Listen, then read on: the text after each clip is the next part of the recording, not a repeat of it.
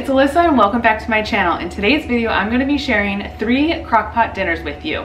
So crockpot meals, easy crockpot meals, are essential for my family, especially with this time of year we're heading into, with school starting up right around the corner for my little girl and activities going on after school. It's a very busy time for many families out there. And crockpot meals make things so easy to get a nice home-cooked meal out on the dinner table after a long, busy day. So I hope you enjoy these recipes just as much as me and my family. Let's go get started on the video.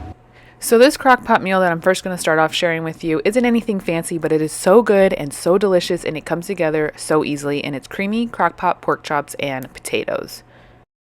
So the very first thing I did was just get a handful of russet potatoes. I cleaned them really well, and then I just sliced these up. So I like to slice these up into thin half circles, and when I was done with this, I moved on and I cut up my white onion and I just thinly sliced it.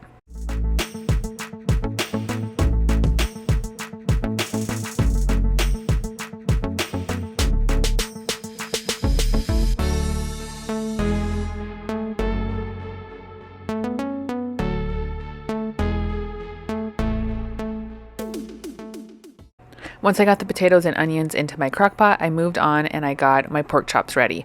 So I went with boneless pork chops. You can do bone in. I do think that it tastes a little bit better when you do bone in pork chops, but all I had was boneless, so that's what I went with. And I just seasoned these up with some onion powder, garlic powder, and salt and pepper on both sides.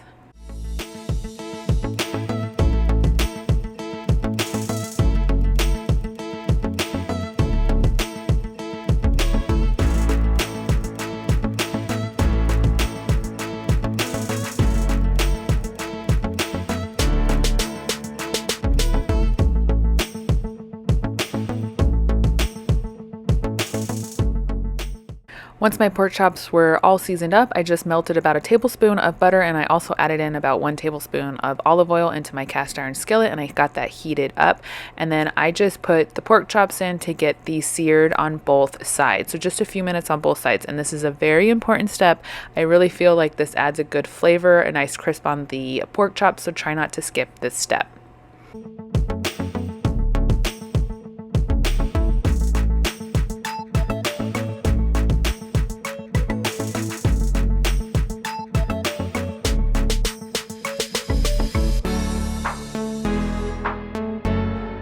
So once the pork chops were seared on both sides, I just got those into my crock pot, and then I moved on to make up my sauce. So here I'm adding in 1 can of cream of celery into my measuring cup.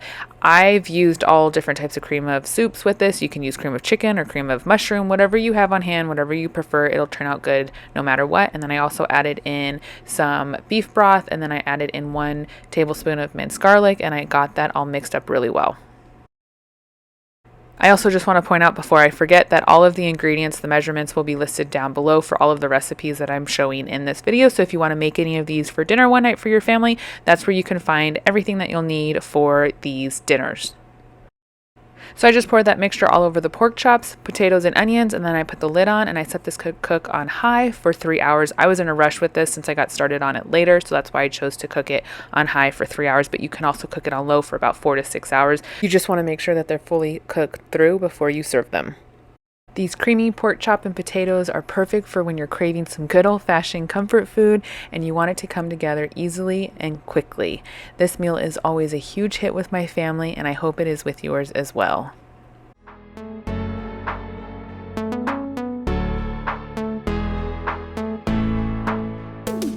The next recipe I have to share with you are these Zesty barbecue chicken sandwiches. These sandwiches are so good. They don't require a lot of ingredients, and they're one of my husband's absolute favorite sandwiches. So I just got 2 large chicken breasts into my crock pot, and I seasoned them really well with some Kinder's The Blend seasoning. You can also just use salt, pepper, and some garlic powder here if you'd like. I also added in about 1 tablespoon of some fresh minced garlic, and then I moved on and added in some Italian dressing and then some of our favorite barbecue sauce. Next, I just added in some brown sugar, some Worcestershire sauce, and then I just finished off with a little sprinkle of some smoked paprika.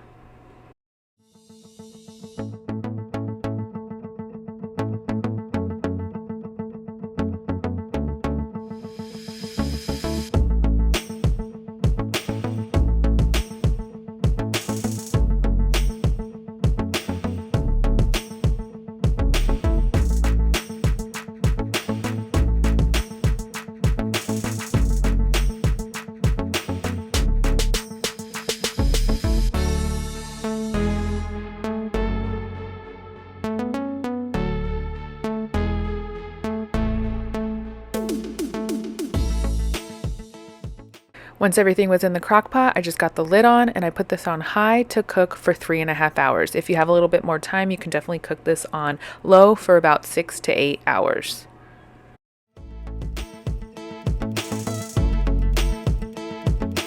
So before I dished up the sandwiches for dinner, I just got my coleslaw ready. So I just added in some coleslaw mix into a medium-sized bowl. I added in some Greek yogurt for the added protein, but you can also just use mayo if you'd like here.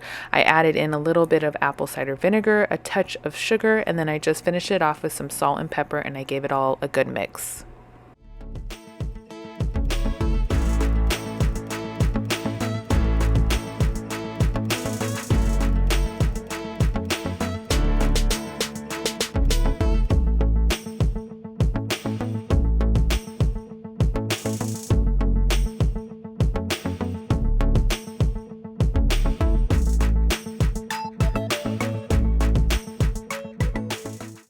So the last thing I needed to do before I dished these sandwiches up for dinner was just shred that chicken right in the crock pot. And then to serve this, I just put the chicken on top of some homemade hamburger buns that I had pulled out of my freezer and let them defrost on my counter. And then I just topped them with some dill pickles and then some of that creamy coleslaw mixture. These sandwiches are so good and delicious. They're one of my favorites, one of my husband's favorites. My family always gobbles them up. They come together so quickly, and I bet you have most of these ingredients in your pantry as we speak. I really think you'd enjoy these sandwiches if you tried them out.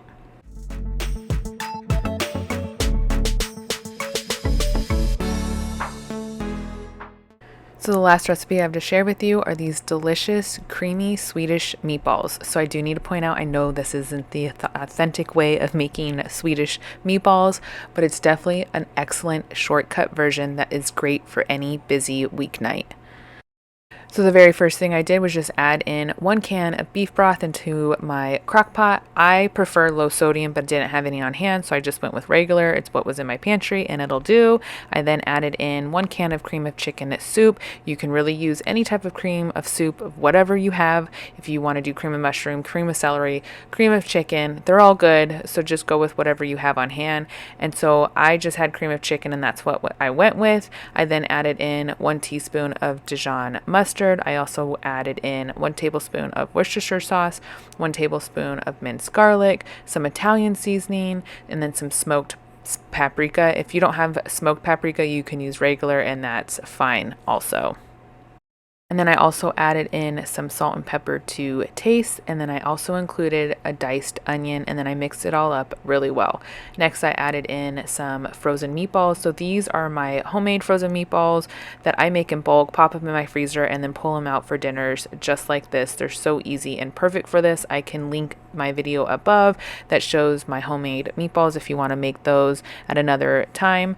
If you don't have frozen meatballs that are homemade, no worries. You can just do a bag of store-bought frozen meatballs, and then I just put the lid on the crock pot and I cooked this on low for about 6 or so hours. You could do anywhere from between 6 to 8 hours, and if you want to cook it on high, you can do about 3 to 5 hours.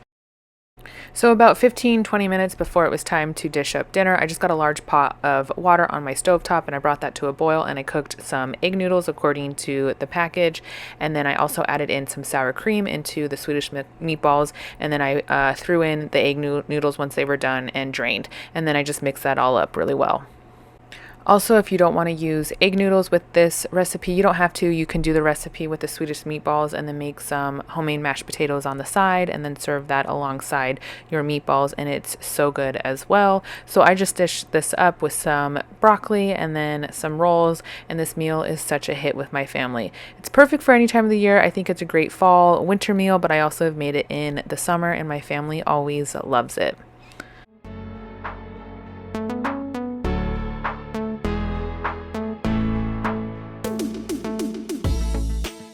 Alright guys, that's it for this video. I hope you enjoyed these recipes, and if you're new here, I would love to have you, so make sure to subscribe down below, and I'll see you all in my next video. Bye!